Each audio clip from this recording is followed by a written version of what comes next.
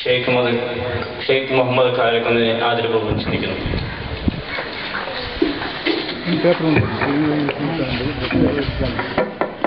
അസ്സലാമു അലൈക്കും വറഹ്മത്തുള്ളാഹി വബറകാതുഹു. അൽഹംദുലില്ലാഹി റബ്ബിൽ ആലമീൻ വസ്സലാത്തു വസ്സലാമു അലാ റസൂലിൽ അമീൻ വഅലാ ആലിഹി വസഹ്ബിഹി അജ്മഈൻ. മാ തൗഫീഖി ഇല്ലാ ബില്ലാഹ്.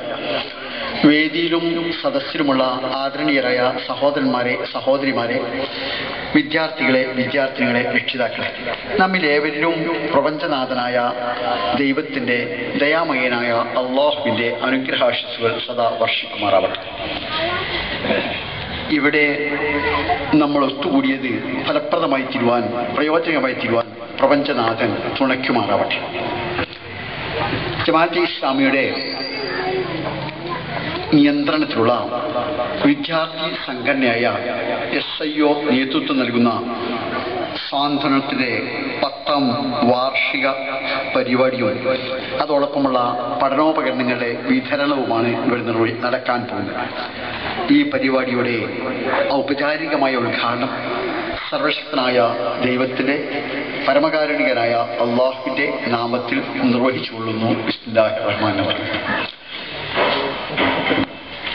വിദ്യാർത്ഥികൾക്കിടയിൽ പ്രവർത്തിച്ചുകൊണ്ടിരിക്കുന്ന ഒരു ഇസ്ലാമിക സംഘടനയാണ് SIO. നമുക്കൊക്കെ അറിയാവുന്ന പോലെ നമ്മളെ മുമ്പുള്ളവർ പഠിച്ചതിനേക്കാളൊക്കെ നമ്മൾ പഠിച്ചിട്ടുണ്ട്.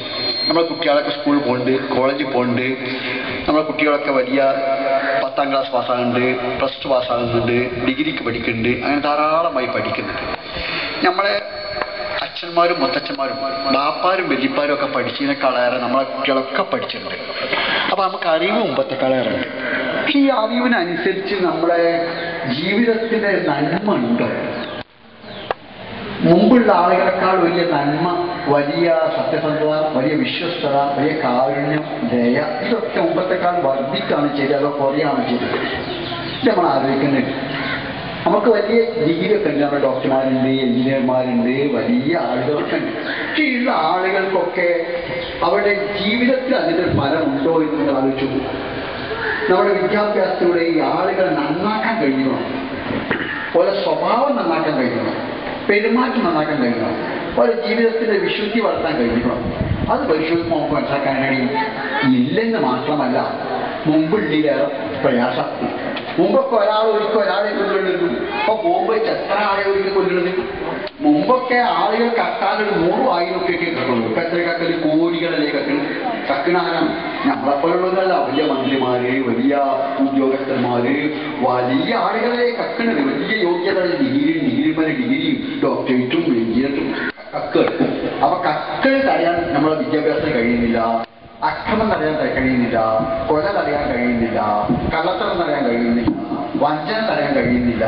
പിന്നെ പെരുമാറ്റത്തിലോ അച്ഛനോടും അമ്മയോടും ഉമ്മയോടും ബാപ്പയോടും ഉള്ള പെരുമാറ്റം മുമ്പത്തെക്കാൾ ഉണ്ടായിക്കണം ഇല്ലല്ലോ.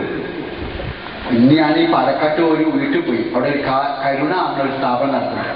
അതെന്താണ് ആ സ്ഥാപനം നടത്തത്തെ നടത്തുന്ന സ്ഥാപനം? അത് മക്കൾ ഒഴിവാക്കിയ തന്തിൻ്റെ അള്ളി ഉമ്മയും ബാപ്പി അച്ഛനും അമ്മേരെ പോയിട്ട് മക്കളൊക്കെ ഒഴിവാക്കി. മക്കളില്ലായിട്ടല്ല, മക്കൾ നോക്കണില്ല. മുമ്പത്തെ കാലം ഇതൊന്നും ഈ കാര്യത്തിലൊന്നും നമ്മൾ നന്നായിട്ടില്ല. അപ്പോൾ അതിനെന്താ കാരണം? അവിടെയാണ് നമ്മൾ ആലോചിക്കേണ്ടത്. നമുക്കറിയാം മുമ്പത്തെ കാലം നമ്മൾ നന്നായിട്ടില്ല. പഠിപ്പൊക്കെ ഉണ്ട്, ശരിയാണ്, നല്ല പഠിപ്പുണ്ട്, SSLC നല്ല സർട്ടിഫിക്കറ്റ് ഉണ്ട്, ഡിഗ്രിൻ്റെ സർട്ടിഫിക്കറ്റ് ഉണ്ട്, നല്ല യോഗ്യതയൊക്കെ ഉണ്ട്. പക്ഷെ യോഗ്യത ഡോക്ടറൊക്കെ ഇങ്ങനെ പഠിച്ചതനുസരിച്ച് നന്നായില്ല ചെയ്തൊക്കെ കള്ളന്മാരും കൊള്ളക്കാരും വഞ്ചകരും കൊലയാളികളും അക്രമികളും ബോംബുണ്ടാക്കുന്നവരും ഇങ്ങനെ ആളെ ദ്രോഹിക്കുന്നവരായി മാറാൻ. അത് ഒഴിവാക്കി. അതാണ് SIO ഒന്നാമത്. എന്താ കുട്ടികൾ ഒഴിവാക്കാനുള്ള മാർഗം എന്താണ്? ഒന്നാമതായി അവരിൽ ദൈവവിശ്വാസം ഉണ്ടാക്കുക, അള്ളാഹിന്റെ വിശ്വാസം, പടച്ചോനിലുള്ള വിശ്വാസം. നമ്മളൊക്കെ സൃഷ്ടിച്ച പടച്ചോനാണ്. ആ പടച്ചോൻ നമ്മൾ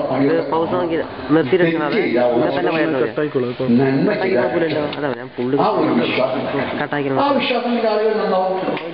അതെ, സംശയം